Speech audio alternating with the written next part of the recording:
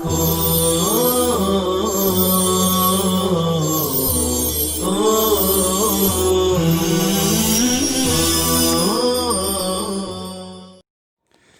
اللہ الرحمن الرحیم الحمد للہ کما ينبغی لجلال وجہہ ولعظیم سلطانہ والصلاة والسلام علی اشرف رسلہ واکرم انبیائہ محمد وعلی آلہ وصحبہ ومن تبعہم بإحسان الی یوم جزائہ اما بعد۔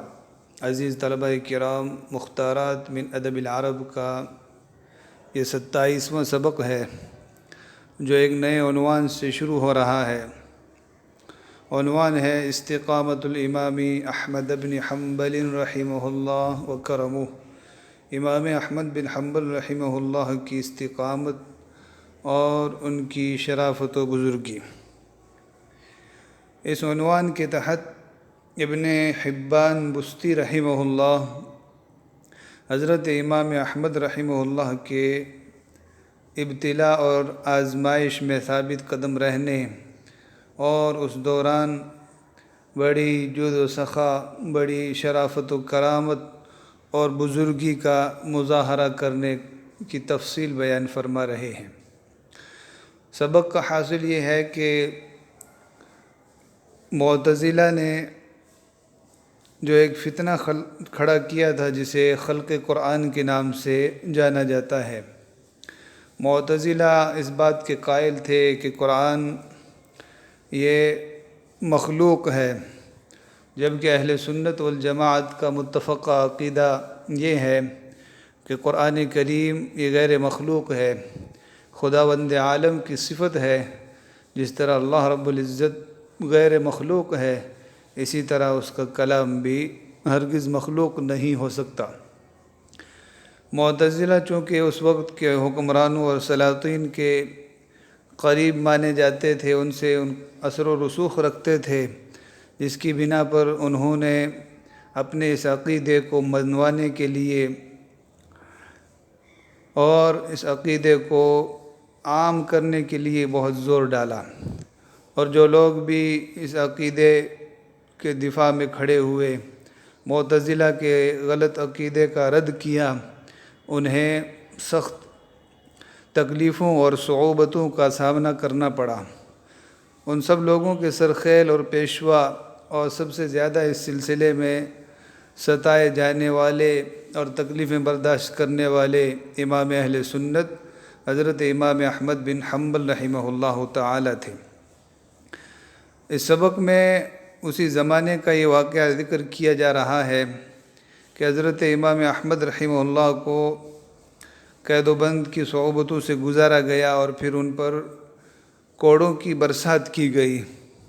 کوڑے آپ کے جسم مبارک کے ہر حصے میں لگائے گئے۔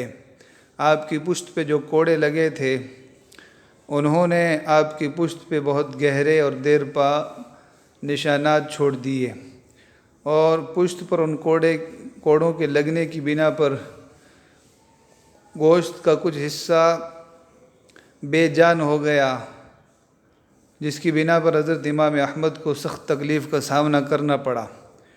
پھر ان لوگوں نے آپ کے جسم کے اس حصے کو کاٹ کر اس مردہ گوشت اور حصے کو الگ کیا، لیکن کچھ حصہ باقی رہ گیا، جس کی بنا پر حضرت امام احمد کی تکلیف کم نہ ہو پائی، بلکہ سخت تکلیف اور کرب میں وہ مبتلا تھے۔ تو پھر ایک بڑے طبیب نے حضرت امام احمد رحمہ اللہ سے ان کے مغموم و مکروب ہونے کی وجہ دریافت کی، اور پھر بالآخر جیل جا کر وہاں کے لوگوں سے وجہ دریافت کی کہ کیا وجہ ہے۔ تو پھر صورتحال یہ معلوم ہوئی کہ جو آپریشن ہوا تھا اور جو ان کے جسم کا گوشت کاٹا گیا تھا، اس میں کاٹنے والے نے نااہلی سے کام لیتے ہوئے گوشت کا کچھ ٹکڑا ایسا چھوڑ دیا جو تکلیف کا باعث ہے۔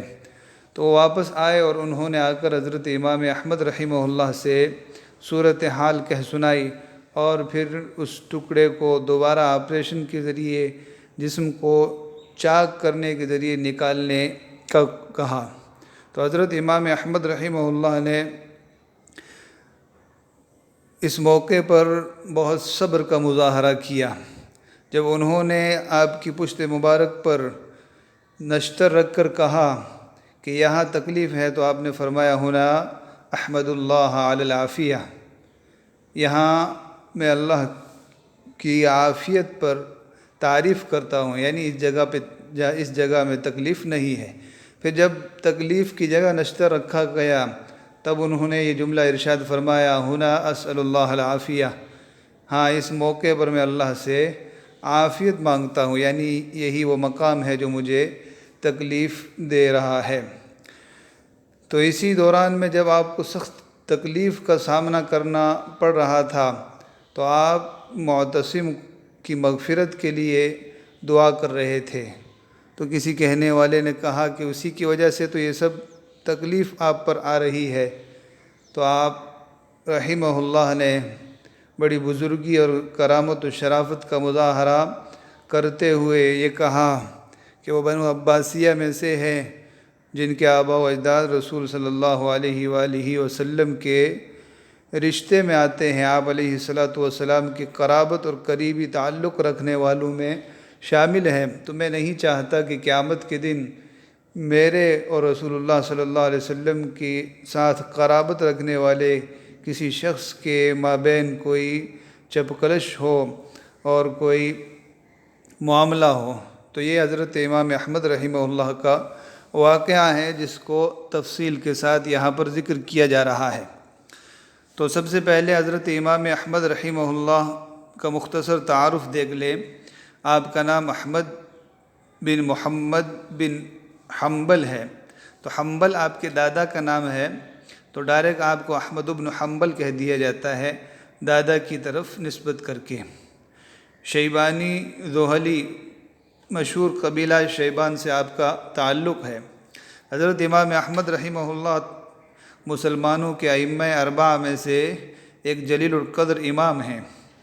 آپ رحمہ اللہ نے اہل سنت کے عقیدے کا اور اسلام کا دفاع کیا ہے، اس لیے آپ کی محبت، آپ سے الفت رکھنا اور آپ کا دفاع کرنا یہ اہل اسلام کا شعار بن گیا ہے۔ آپ ربیع الاول کے مہینے میں سن 164 میں بغداد میں پیدا ہوئے اور بڑے صبر و قناعت کے ساتھ آپ نے بچپن گزارا، قرآن کریم حفظ کیا، پھر احادیث مبارکہ کی طرف رخ کیا اور بہت زیادہ اسفار کیے۔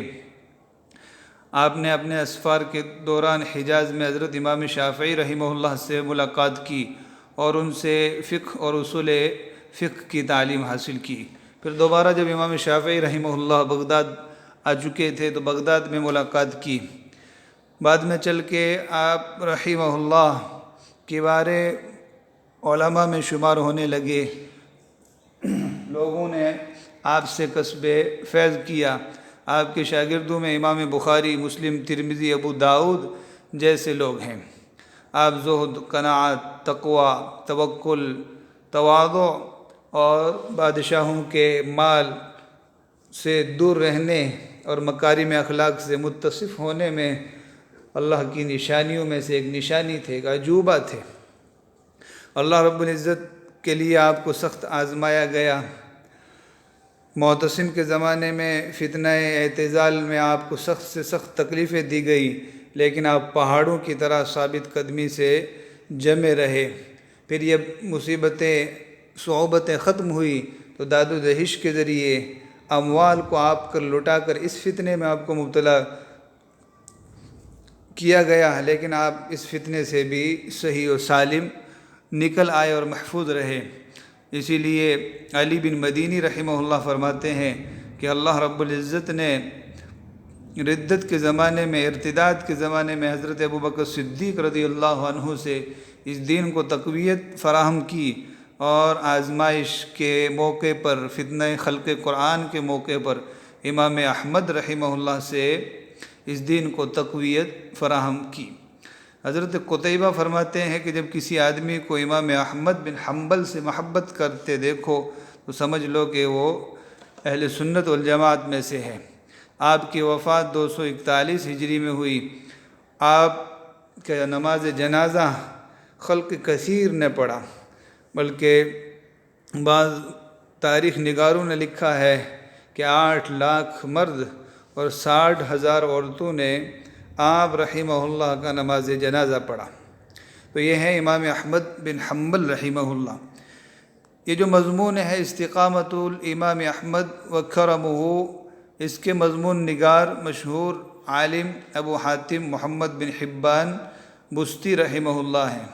یہ بھی عربی الاصل ہیں، اور بست ایک علاقہ ہے جو سجستان یعنی افغانستان میں غزنی اور ہرات کے بیچ میں ہے، وہاں آپ نے نشو و نما پائی، احادیث کا علم حاصل کیا، دور دور تک اس کے لیے سفر کیا، اور 80 سال کی عمر میں ایک قول یہ ہے کہ خلیفہ نے کسی تہمت کی بنا پر آپ کو قتل کر دیا، اور ایک قول یہ ہے کہ آپ نے 354 ہجری میں وفات پائی، یعنی قتل نہیں کیا گیا۔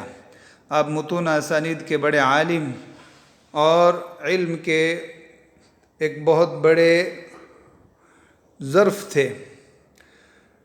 آپ کے عربی زبان میں کمال ادب اور مہارت کا نمونہ یہ ایک بہترین مضمون ہے، جو فصیح عربی زبان کا ایک نادر و نایاب نمونہ ہے۔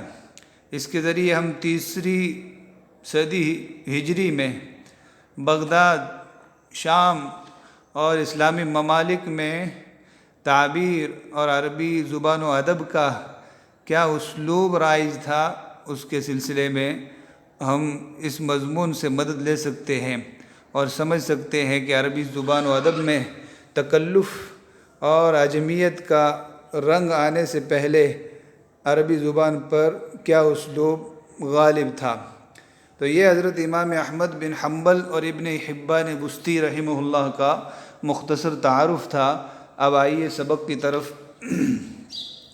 استقامت یہ باب استفعال کا مصدر ہے، استقام یستقیم استقامتاً۔ استقامت میں سین تا برائے تاکید ہے، برائے مبالغہ ہے۔ جس طرح استفعال میں سین تا برائے طلب ہوتا ہے، اسی طرح کبھی سین تا برائے مبالغہ ہوتا ہے۔ تو استقامت کا معنی بالکل سیدھا کھڑا ہونا، یہ اعوجاج ٹیڑھے پن کی ضد ہے۔ تو جب کوئی آدمی کھڑا ہوتا ہے تو اس کا قد و قامت بالکل سیدھا ہوتا ہے، تو اسی سیدھے قد و قامت کے ساتھ کھڑے ہونے کو استقامت سے تعبیر کیا جاتا ہے۔ پھر کسی موقف پر ڈٹ جانے، جم جانے اور سر منہ سے انحراف نہ کرنے کے لیے استقامت کا لفظ استعمال کیا جاتا ہے۔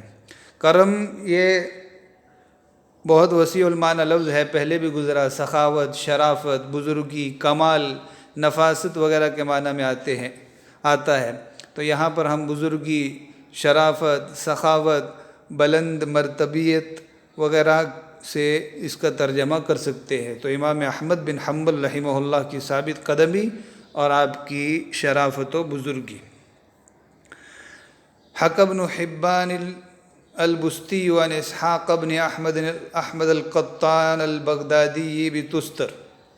ابن حبان بستی نے اسحاق بن احمد قطان بغدادی سے مقام تستر میں یہ بات نقل کی، حکایت کی، حقائق کی حکایتاً، قصہ کوئی بیان کرنا، کوئی حکایت نقل کرنا۔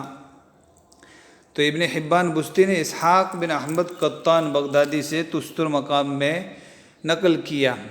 وہ فرماتے ہیں، یعنی اسحاق بن احمد فرماتے ہیں، کان لنا جار ببغداد کنا نسمیہ طبیب القراء۔ بغداد میں ہمارا ایک پڑوسی تھا جسے ہم طبیب القراء کہتے تھے۔ جارن کی جمع جیران، پڑوسی کو کہا جاتا ہے۔ جارن یہ کانا کا اسم ہے، اس لیے ہم نے اس کو رفع دیا۔ بغداد غیر منصرف ہے، اس لیے بھی بغدادہ پڑھا۔ کنا نسمی ہی ماضی استمراری بتلانے کے لیے مضارع پر کانا داخل کیا جاتا ہے۔ ہم ان کا نام رکھتے تھے، ہم انہیں کہتے تھے۔ نسمی ہی طبیب القراء، ہی ضمیر مفعول اول ہے، طبیب القراء مفعول ثانی ہے۔ سما یسمی تسمیۃ، نام رکھنا، نامزد کرنا، کسی نام سے پکارنا۔ یہ متعدی بدو مفعول ہوتا ہے، کبھی دونوں مفعول بغیر کسی صلہ کے آتے ہیں اور کبھی دوسرے مفعول پر با صلہ داخل کر دیا جاتا ہے۔ جیسے یوں بھی کہہ سکتے ہیں کننا نسمیہ بطبیب القراء، اور یوں بھی کہہ سکتے ہیں کننا نسمیہ طبیب القرائی۔ طبیب کی جمع اطباء ڈاکٹر، قراء قاری کی جمع ہے، قاری کو کہا جاتا ہے، قرآن کریم کے ماہر کو کہا جاتا ہے۔ تو وہ جو ڈاکٹر تھے وہ اہل علم اور قراء کی بطور خاص دیکھ ریکھ اور ان کا علاج و معالجہ کیا کرتے تھے، اس لیے وہ ان کا نام ہی طبیب القراء رکھا کرتے تھے، طبیب القراء کے نام سے مشہور ہو گئے تھے۔ آگے خود اس کی وضاحت فرما رہے ہیں، کان یتفقد الصالحین ویتعاہدہم، وہ نیک لوگوں کی دیکھ ریکھ اور ان کی پاسداری اور رعایت کرتے تھے۔ تفقد تلاش کرنا، جائزہ لینا، دیکھ ریکھ کرنا، باب تفاعل سے ہے، حاضری لینے کے معنی میں بھی ہے۔ فتفقد الطیر فقال ما لی لا اری الہدہد، قرآن میں استعمال ہوا، پرندوں کی حاضری لی، ان کا جائزہ لیا۔ تو کان یتفقد الصالحین، نیک لوگوں کی دیکھ ریکھ کرتے تھے۔ ویتعاہدہم، تعاہد باب تفاعل سے ان کی رعایت اور خبر گیری کرتے تھے، نیک لوگوں کی دیکھ ریکھ اور ان کی خبر گیری اور رعایت کیا کرتے تھے۔ فقال لی، تو انہوں نے مجھ سے کہا، دخلت یوما علی احمد بن حنبل فاذا هو مغموم مکروب، میں ایک دن حضرت امام احمد بن حنبل رحمہ اللہ کے پاس گیا تو وہ مغموم اور غم زدہ بیٹھے ہوئے تھے، پریشان حال بیٹھے ہوئے تھے۔ اذا مفاجاتی ہے، یکا یک اچانک کے معنی ہوتے ہیں، کیا دیکھتا ہوں کہ وہ غم زدہ ہو کر، پریشان حال ہو کر بیٹھے ہوئے۔ مغمون، غم یغم، غمن سے ہے، غم لاحق ہونا، غم زدہ ہونا، اور مکروب بھی کربا یکربو، کربن سے ہے، جس کو کرب تکلیف لاحق ہو اس کو مکروب کہا جاتا ہے۔ تو فَإِذَا هُوَ مغموم مکروب، کیا دیکھتا ہوں کہ وہ غم زدہ پریشان حال بیٹھے ہیں۔ فَقُلْتُ مَا لَكَ يَا أَبَا عَبْدِ اللَّهِ، تو میں نے کہا کہ ابو عبداللہ کیا بات ہے، آپ کو کیا ہوا؟ حضرت امام احمد کے فرزند گرامی قدر عبداللہ تھے، ان کے نام سے آپ کی کنیت ہے ابو عبداللہ۔ تو انہوں نے کہا یا ابا عبداللہ، منادى مضاف منصوب ہے، اے ابو عبداللہ مالک، آپ کو کیا ہو گیا، کیوں غمزدہ بیٹھے ہیں؟ قال خیر، انہوں نے کہا بہتر ہوں، اچھا ہوں۔ قلت ومع الخیر، میں نے کہا بہتری کے ساتھ بھی تو کچھ، یعنی حضرت امام احمد رحمہ اللہ نے اس پریشان حالی اور تکلیف کے باعث بھی یہی کہا کہ خیر، بہتر ہوں، اچھا ہوں، یعنی انا خیر مبتدا محذوف کی خبر۔ تو وہ کہتے ہیں کہ میں نے کہا خیریت تو ہے، لیکن اس خیریت کے ساتھ بھی آپ کی غم زدگی اور پریشان حالی کا نہ کوئی باعث اور سبب ہوگا، وہ کیا ہے؟ تو وہی انہوں نے عرض کیا قلت ومع الخیر، خیریت کے ساتھ اور کیا ہے، کیا حالت ہے، کیا وجہ ہے؟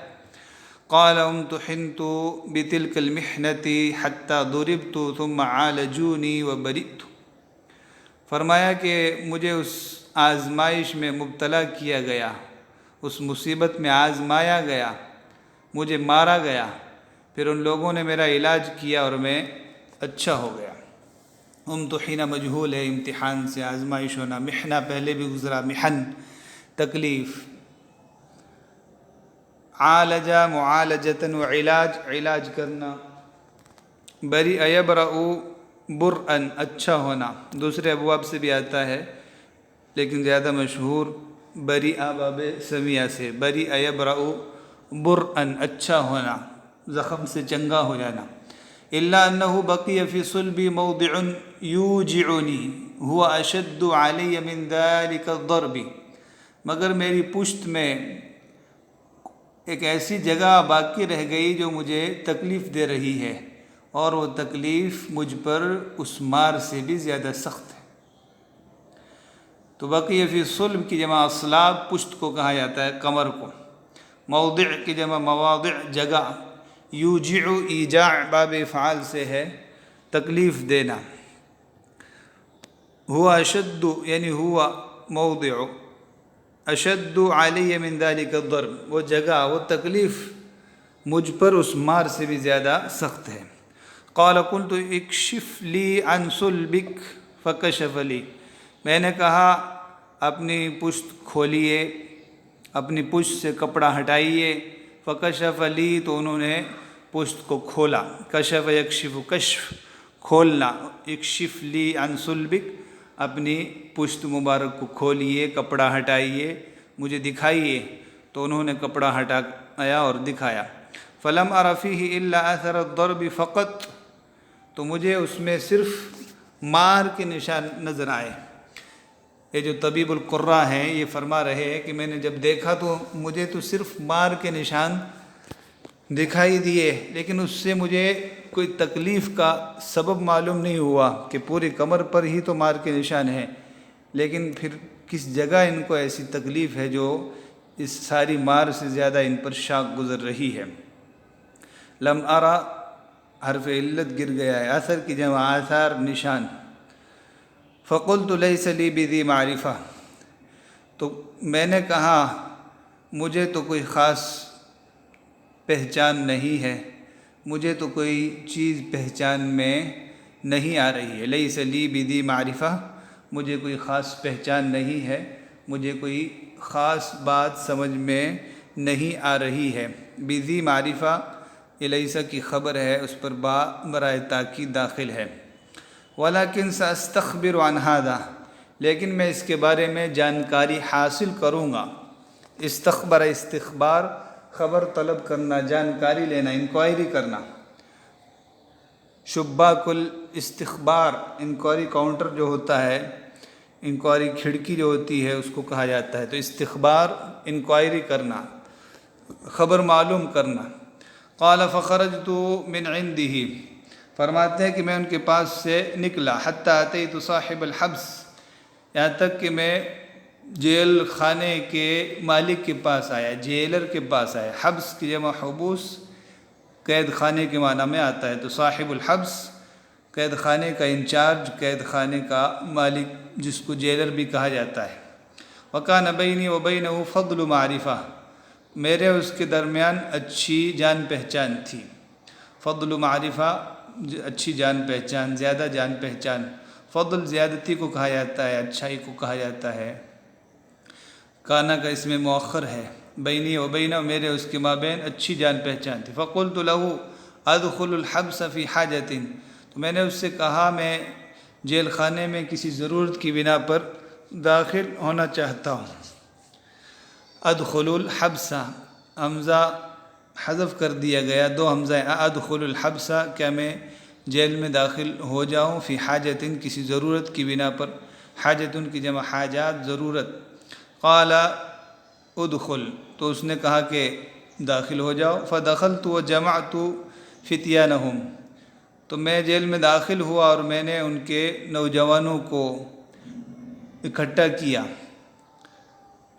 جیل خانے کے جو لوگ تھے جو اس کی حفاظت بندوبست پہ لگے ہوئے تھے، اسی طرح قیدیوں کو سزا دینے پر مامور تھے، تو ان کو جمع کیا۔ فتن کی جمع فتیان، نوجوان سپاہی وغیرہ کو کہا جاتا ہے۔ وکان معی درہمات فرقتها علیہم وجعلت احدثهم حتی انسوا بی، میرے پاس کچھ درہم تھے جو میں نے ان پر میں تقسیم کر دیے اور میں ان سے ہم کلام ہونے لگا، یہاں تک کہ وہ مانوس ہو گئے۔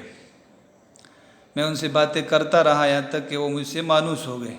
درہمات یہ درہم کی تصغیر ہے، چھوٹے درہم، مراد ریزگاری بھی ہے اور معمولی بھی ہے، تو چند درہم تھے۔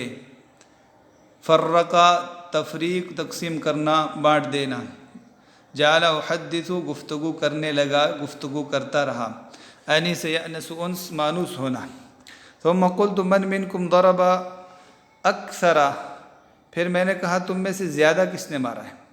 تو ان لوگوں سے، ان جیل خانے کے ان نوجوانوں سے انہوں نے بات چیت کی، اس لیے کہ انہی کے ذریعے حضرت امام احمد رحمہ اللہ کو کوڑے مروائے گئے تھے، تو انہوں نے پوچھا کہ تم میں سے زیادہ کس نے مارا ہے؟ من منکم ضرب اکثر، قال فاخذوا يتفاخرون حتى اتفقوا على واحد منهم انه اکثرهم ضربا واشدهم صبرا، تو آپس میں مفاخرت کرنے لگے، فخر کرنے لگے کہ میں نے زیادہ مارا ہے، میں نے زیادہ مارا ہے، یہاں تک کہ ان میں سے ایک پر جمع ہو گئے، متفق ہو گئے کہ اسی نے زیادہ مارا ہے اور اسی نے زیادہ تڑپایا ہے۔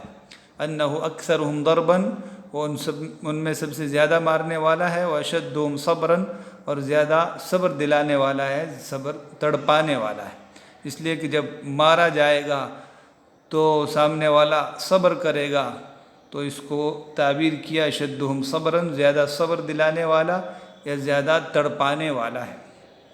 قال فقلت له اسألك عن شيء، میں نے اس سے کہا کہ میں تجھ سے ایک بات پوچھوں گا، میں تجھ سے کچھ دریافت کرنا چاہتا ہوں۔ قال ہاتی، تو اس نے کہا پوچھئے، فرمائیے۔ فقلت شیخ ضعیف لیس صناعته كصناعتكم ضرب على الجوع للقتل سیاط یسیرة الا انه لم يمت وعالجوه وبرئ۔ تو میں نے کہا کہ ایک کمزور بزرگ ہیں، ان کا پیشہ، ان کی مہارت تمہاری مہارت کی طرح نہیں ہے، انہیں بھوک کی حالت میں مار ڈالنے کے لیے چند کوڑے مارے گئے مگر وہ نہ مرے، اور اس کا علاج کیا اور وہ اچھا ہو گیا۔ شیخ ضعیف کمزور بزرگ ہیں، ضعاف اور ضعفاء جمع ہے۔ صناعت پیشے کو کہا جاتا ہے، ہنر کو کہا جاتا ہے۔ جوع بھوک، ضرب علی الجوع بھوک کی حالت میں مارا گیا۔ سیاط صوت کی جمع ہے کوڑوں، سیاط یسیرہ متعدد کوڑے مارے گئے تھے، تو تعداد میں یسیر مختصر اور متعدد، لیکن ضرب میں طاقت اور قوت میں بہت سخت تھے۔ الا ان موضعا فی صلبہ یوجعہ وجعا لیس لہ علیہ صبر، مگر ان کی پشت میں ایک جگہ ان کو ایسی تکلیف دے رہی ہے جس پر ان کے لیے صبر کرنا دشوار ہے، مگر ان کی پشت میں موضعا یوجعہ وجعا، ایک جگہ ایسی تکلیف دے رہی ہے جس پر ان کے لیے صبر کرنا دشوار ہے۔ وجعا مفعول مطلق ہے یوجعہ سے، لیس علیہ صبر، جس پر ان سے صبر نہیں ہو رہا ہے، جس پر ان سے صبر کرنا دشوار ہے۔ قال فضحک فقلت ما لک، فرماتے ہیں کہ وہ ہنسا تو میں نے کہا کیا ہوا، کیوں ہنس رہا ہے؟ قال الذی عالجہ کان حائکا، تو کہنے لگا جس نے ان کا علاج کیا وہ ایک جولاہا تھا۔ حائک جولاہے کو کہا جاتا ہے، تو جولاہا تھا یعنی اس کا تجربہ اور علم برابر نہیں تھا، وہ نہ تجربہ کار اور نیم حکیم قسم کا تھا، تو جس نے اس کا علاج کیا ہے وہ جولاہا تھا۔ قلت عیش الخبر، میں نے کہا کہ کیا معاملہ ہے، کیا بات ہے؟ عیش یہ ای شیء کا مخفف ہے، عیش الخبر کیا معاملہ ہے، کیا بات ہے، تو یہ مخفف ہے لیکن فصیح عربی میں استعمال ہوتا ہے، لغت عامیہ اور دارجہ میں سے نہیں ہے۔ تو عیش ای شیء کے معنی میں ہے الخبر، اس کی خبر۔ عیش الخبر کیا معاملہ ہے، کیا بات ہے؟ قال ترک فی صلبہ قطعۃ لحم میتۃ لم یقلعھا، تو اس نے کہا کہ اس نے ان کی پشت میں گوشت کا ایک مردہ ٹکڑا چھوڑ دیا جس کو نہیں کاٹا، نہیں الگ کیا۔ قطعۃ کی جمع قطع، ٹکڑا، میتۃ مرا ہوا یعنی بے روح بے جان۔ لم یقلعھا، قلع یقلع قلعا الگ کرنا، لم یقلعھا اسے الگ نہیں کیا۔ قلت فما الحیلہ، تو میں نے کہا کہ پھر کیا تدبیر ہوگی، کیا تدبیر اختیار کی جائے گی؟ قال یبط صلبہ وتؤخذ تلک القطعۃ ویرمى بها، تو اس نے کہا ان کی پشت کو چاک کیا جائے گا اور اس ٹکڑے کو نکال کر پھینک دیا جائے گا۔ وَإِن تُرِكَتْ بَلَغَتْ إِلَى فُؤَادِهِ فَقَتَلَتْهُ، اگر چھوڑ دیا گیا تو ان کے دل تک پہنچ جائے گا اور ان کو مار ڈالے گا۔ بط یبط، بط سے مجہول ہے، بط یبط چاک کیا جائے گا، صلبہ اس کا نائب فاعل ہے۔ فؤاد کی جمع افئدہ پہلے بھی گزرا، بقیہ حصہ انشاءاللہ اگلے سبق میں مکمل کریں گے۔ وصلی اللہ وسلم علی نبینا محمد وعلی آلہ وصحبہ اجمعین۔